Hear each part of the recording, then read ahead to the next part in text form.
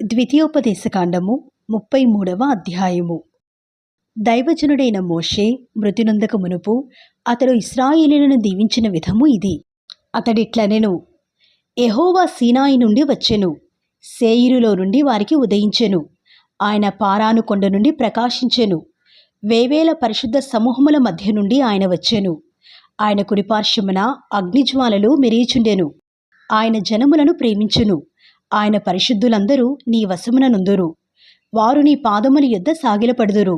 నీ ఉపదేశమును అంగీకరింతురు. మోషే మనకు ధర్మశాస్త్రమును విధించెను. అది యాకోబు సమాజ స్వాస్యము. జనులలో ముఖ్యులను ఇశ్రాయేలు గోత్రములను కూడగా అతడు యెషూరూనులో రాజు ఆయెను. రూబేను బ్రతికి చావక ఇండునుగాక. అతని వారు లెక్కింపలేనంత మంది అగుదురు.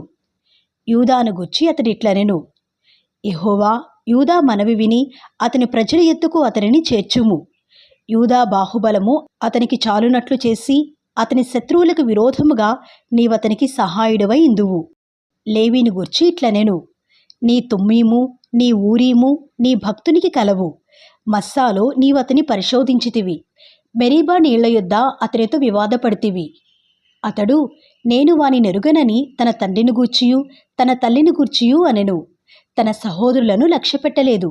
తన కుమారులని ఎంచలేదు. వారు నీ వాక్యమును బట్టి నీ నిబంధనను గైకొనిరి.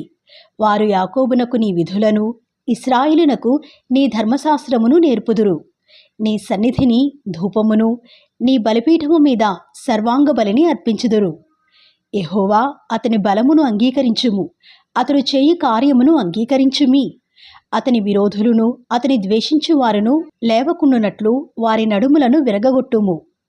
బెన్యామీనును గూర్చి ఇట్లనెను: బెన్యామీను యెహోవాకు ప్రియుడు.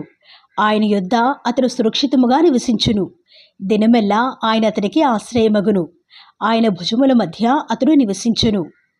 యోసేపును గూర్చి ఇట్లనెను: ఆకాశ పరమార్థముల వలన, మంచు వలన, క్రింద కృంగియున్న అగాధ జలముల వలన, సూర్యుని వలన కలుగు ఫలములోని శ్రేష్ఠ పదార్థముల వలన, చంద్రుడు పుట్టించు శ్రేష్ఠ పదార్థముల వలన, పురాతన పర్వతముల శ్రేష్ఠ పదార్థముల వలన, నిత్య పర్వతముల శ్రేష్ఠ పదార్థముల వలన, సంపూర్ణముగా ఫలించు భూమికి కలిగిన శ్రేష్ఠ పదార్థముల వలన యెహోవా అతని భూమిని దీవించును. పొదలో నుండిన వాని కటాక్షము యోసేపు తల మీదికి వచ్చును. తన సహోదరులలో ప్రఖ్యాతి నొందిన వాని నడినెత్తి మీదికి అది వచ్చును. అతని వృషభమునకు మొదట పుట్టిన దానికి ఘనత కలదు. అతని కొమ్ములు గురుపోతు కొమ్ములు. వాటి వలన అతడు భూమ్యంతముల వరకు జనులను త్రోసివేయును. ఎఫ్రాయిము యొక్క 10,000ను మనష్షే యొక్క 1,000ను అలాగున నుందురు. జెబూలూనును గూర్చి ఇట్లనెను: జెబూలూను, నీవు బయలువెళ్ళి స్థలమందు సంతోషించుము. ఇస్సాఖారు, నీ గుడారముల యందు సంతోషించుము. వారు జనములను కొండకు పిలిచిరి. అక్కడ నీతి బలులను అర్పింతురు. వారు సముద్రముల సమృద్ధిని, ఇసుకలో దాచబడిన రహస్య ద్రవ్యములను పీల్చుదురు. గాదును గూర్చి ఇట్లనెను: గాదును విశాలపరచువాడు స్తుతింపబడును. అతడు ఆడుసింహము వలె పొంచియుండును. బాహువును నడినెత్తిని చీల్చివేయును. అతడు తన కొరకు మొదటి భాగము చూచుకొనెను. అక్కడ నాయకుని భాగము కాపాడబడెను. అతడు జనములోని ముఖ్యులతో కూడా వచ్చెను.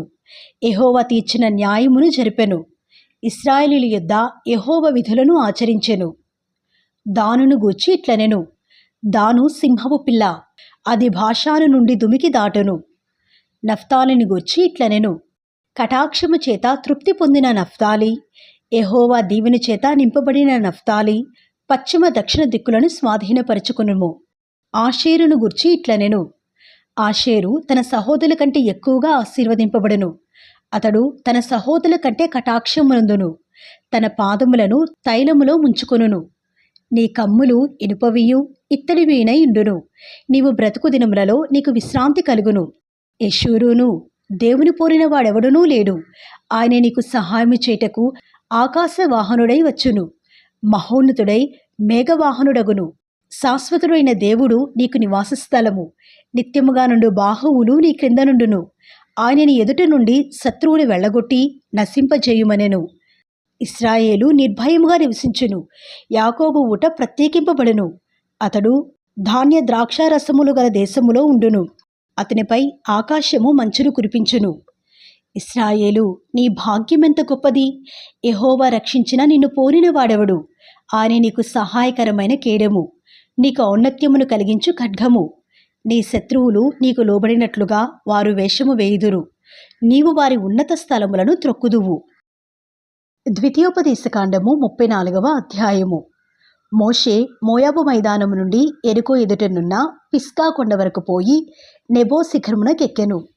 అప్పుడు యెహోవా దాను వరకు గిలాదు దేశమంతయు, నఫ్తాలి దేశమంతయు, ఎఫ్రాయిము మనష్షేల దేశమును, పశ్చిమ సముద్రము వరకు, యూదా దేశమంతయు, దక్షిణ దేశమును, సోయరు వరకు ఈత చెట్లు గల ఎరుకో లోయ చుట్టూ మైదానమును అతనికి చూపించెను.